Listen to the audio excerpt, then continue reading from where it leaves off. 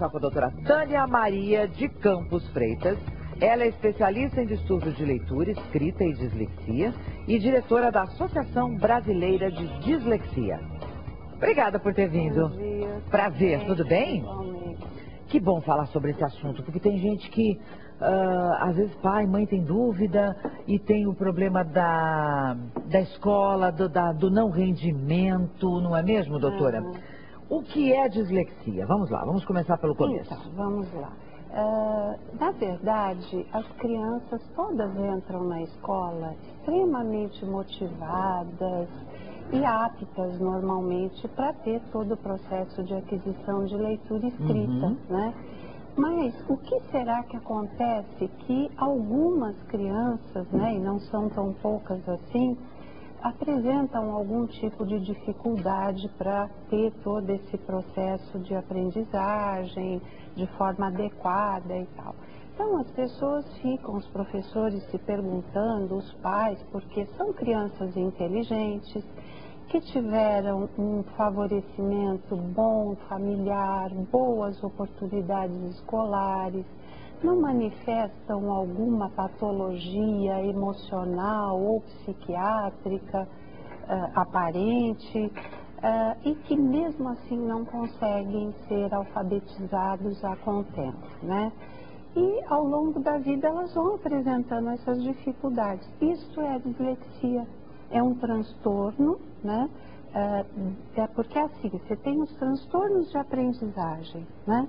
Dentre eles, você tem um deles que é a dislexia. É um transtorno raro, embora existam muitas outras dificuldades de leitura escrita. Quantos por cento da população tem? Olha, a ABD, a Associação Brasileira, e a dos Estados Unidos, a AIDA, eles falam, que no Brasil a gente não tem esse protocolo, mas eles falam de 5 a 10% da população pode manifestar um transtorno de leitura escrita, e desses transtornos a gente tem aí uma porcentagem provavelmente de 5% que seria dislexia. Ela então seria um transtorno específico na linguagem, né, que se passa na esfera verbal, numa dificuldade em adquirir a leitura e a escrita, né? E tem uma base neurológica. Isso é o que difere das dificuldades escolares, que várias pessoas têm, mas que retomam o conteúdo. A dislexia não. Ela requer um tratamento, porque tem uma base neurológica e é hereditário. É hereditário. Exatamente. Hereditário. Mas obrigatoriamente, de repente, se eu sou, se o pai do meu filho eu não vou ter um filho disléxico, pode ser? Sim, não, como toda a doença hereditária, o problema hereditário. Necessariamente. Mas há um índice bastante grande. De passar. Uma prevalência de mais ou menos 40% se o pai é disléxico. Olha. E 36% se a mãe é. Porque a gente tem uma prevalência maior no sexo masculino, de 3:2 para 1 feminino. Olha. Muito bem. Doutora Tânia, às vezes quando a gente fala sobre esses assuntos, né, eu começo a voltar no tempo, né, entrevistas que eu já fiz, assuntos que a gente são mais recentes na abordagem, a gente fala pouco de dislexia. E as crianças, o jovem, enfim, a família sofre muito por falta de conhecimento, não é? Exatamente. E o preconceito se dá pelo desconhecimento. Exatamente. Sempre, né? Isso é uma verdade, né? O que acontece, né? A gente observa que as pessoas, os educadores, infelizmente, não são preparados para todos os transtornos, não é só para dislexia. Sim. Então essa criança entra na escola animada, porque ela vai, toda criança entra, ela quer fazer aquilo que ela vê os irmãos, os primos, porque o nosso mundo ainda é letrado, né? É 80% através da leitura e da escrita. Então essa criança entra e ela começa a sofrer dificuldades e frustrações, então ela começa a fazer as lições, tem dificuldades, a mãe tenta auxiliar, não consegue, o pai chega à noite cansado, ou a mãe, porque hoje é família, trabalha. Tá toda fora. Aquela situação que até eu vi uma reportagem sua há esses dias dizendo sobre essa questão da estrutura, nova estrutura familiar, mas enfim, essa criança vai sofrendo frustrações, porque leitura não é meramente uma decodificação da palavra impressa. A leitura é a leitura de mim mesma. É o que me configura, o que me constrói como personalidade. É a leitura que eu faço de mim e de você e do meio. É a interação do meu mundo interno e externo. Então, esse indivíduo que apresenta uma deficiência na leitura, que não significa só decodificar, significa principalmente compreender o que ele está lendo, veja só, não só num texto, mas em si, no mundo, né? Compreender, que é o objetivo da leitura, ele vai tendo dificuldades maiores ao longo da vida. Vai tendo outras questões de patologias até mais severas, secundárias, consequente disso, como baixa estima, insegurança e até uma depressão. E até bom, o rendimento, não precisa nem falar, né? O rendimento vai ser nulo. E tem a questão do abandono da escola, realmente. Muita evasão escolar está ligada também a isso. Sim. A gente tem um vídeo, vamos dar uma olhadinha nesse vídeo agora? Pode ser, Celinha? Vamos dar uma olhadinha nesse vídeo. Tem áudio, inclusive, presta atenção, vamos ver. Na luta contra a deformação, os rigores que exigem respeito ao princípio, os preventivos básicos e corretos contra os complacentes, aqueles que exigem fatos, o valor do relacionamento sexual, responsáveis o combate efetivo à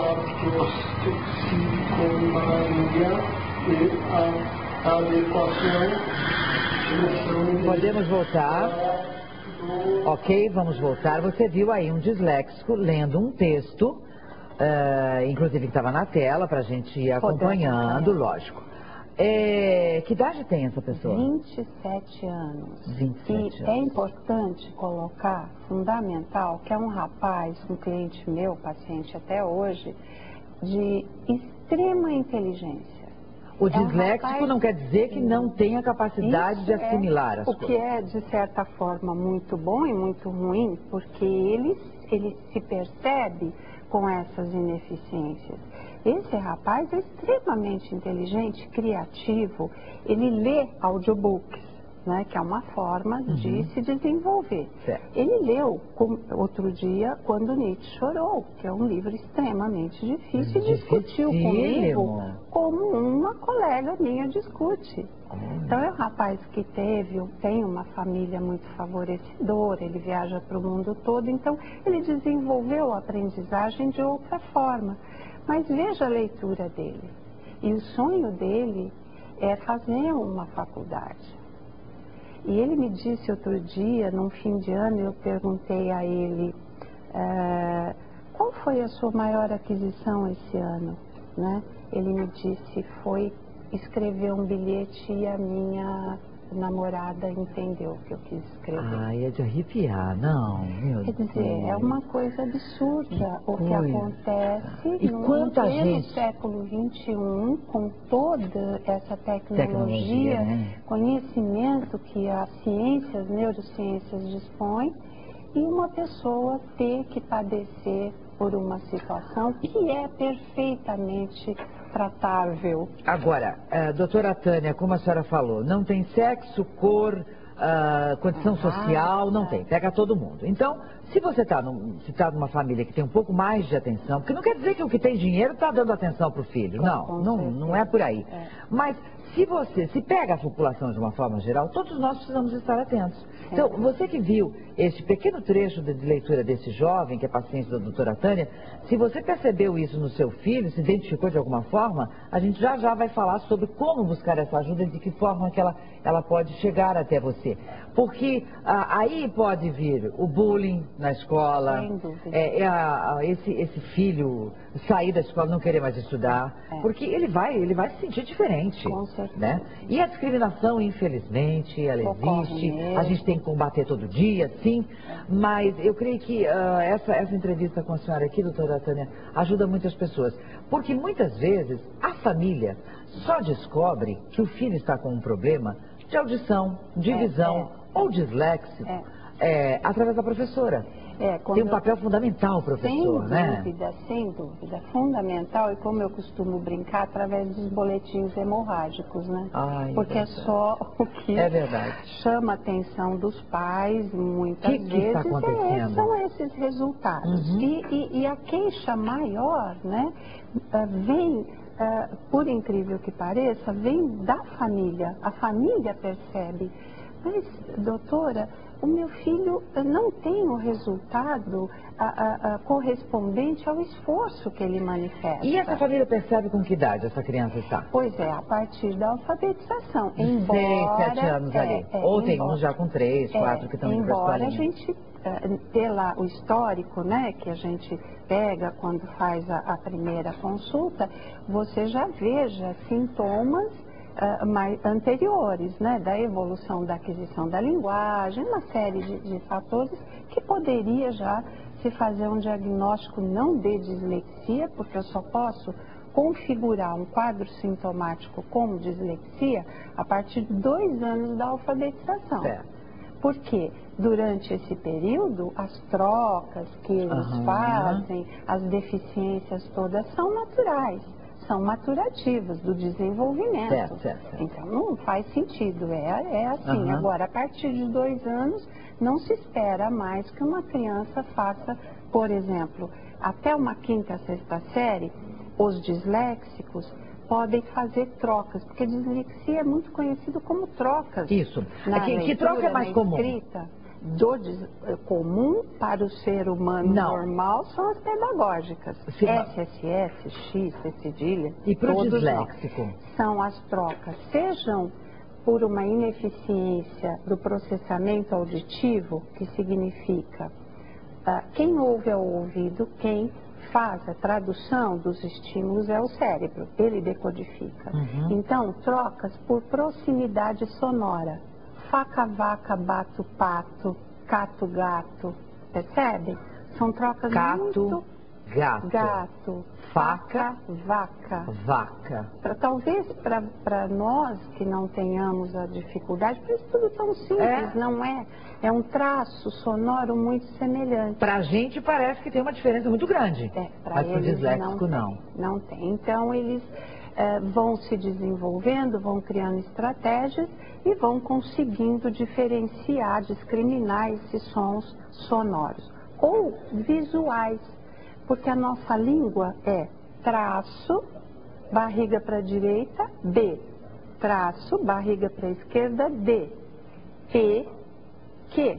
Então, M, N, A, O são traços visualmente semelhantes. Então, também eles podem fazer. Ou seja, gasta uma atenção que está canalizada a um processo que já deveria estar automatizado para poder usar essa atenção para compreender aquilo, né? E ele fica sempre perdendo tempo. Então, ele é sempre mais lento, o que todo mundo lê 1, 2 vezes, compreendeu, já está fazendo inferências, analogias, armazenando, ele está ainda traduzindo. Então, ele se cansa, desanima. Se irrita, com certeza.